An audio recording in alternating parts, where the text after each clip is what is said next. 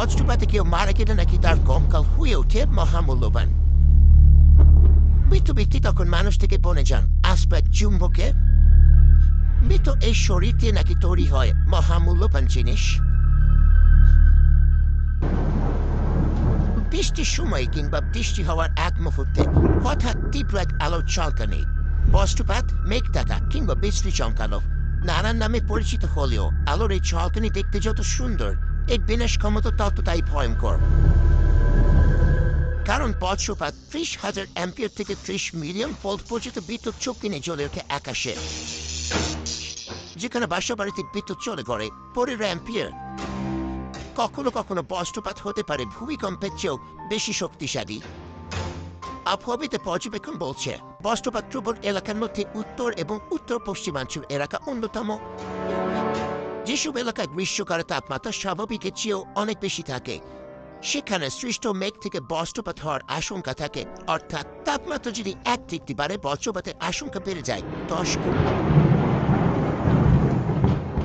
বিশ্ব জরিপে দেখা যায় বেশিরভাগ মৃত্যু বজ্রপাতের পরোক্ষ আঘাতের কারণে ঘটেছে। বিগত কয়েক বছর ধরে নিধন হচ্ছে উঁচু গাছপালা, এ কারণে বজ্রপাতে বেড়ে গেছে মৃত্যু হারও। অথচ বৈজ্ঞানিকভাবে স্বীকৃত বেশি উচ্চতা সম্পন্ন বৃক্ষ, বিশেষ করে তাল, সুপারি, নারকেল গাছ বজ্র নিরোধক হিসেবে কাজ করে। এদিকে মরদেহের হার আবার পেট সাধনের জন্য কার্যকর। প্রচলিত আছে এই হার দিয়ে অর্জন করা যায় অলৌকিক ক্ষমতাও। ঠিক এ কারণেই কবর থেকে লাশ যেমন চুরি হয়, তেমনি বজ্রপাতে মরে যাওয়া দেহের প্রতি ঝোঁক থাকে অনেকের। কিন্তু কথা হলো, বজ্রপাতে মৃত ব্যক্তির কঙ্কালকে কেন মূল্যবান মনে করা হয়?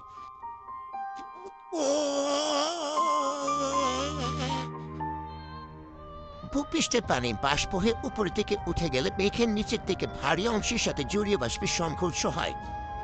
এর ফলে অনেক জলকণা ইলেকট্রন ছাড়াই ধনাত্মক চার্জে পরিণত হয় এবং অনেক জলকণা সে ইলেকট্রন গ্রহণ করে ঋণাত্মক চার্জে পরিণত হয়।